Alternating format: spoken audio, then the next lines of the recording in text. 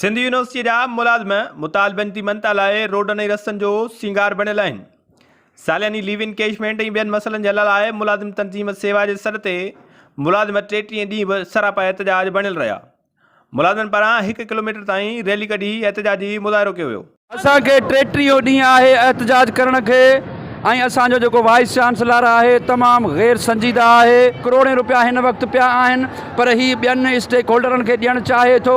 जेकॾहिं असांजा मसइला अञा बि हल न थिया ऐं असांखे लीव इनकेशमेंट न मिली त असां सूमर खां अञा बि पंहिंजे हिन तहरीक जो दाइरो अञा बि वधाईंदासीं। मुलाज़िमनि जी लीव इनकेशमेंट या तस्लीम कई वेंदी या मुलाज़िमनि खे पोइ निधणको करे रोडनि ते जेको आहे छॾियो वेंदो।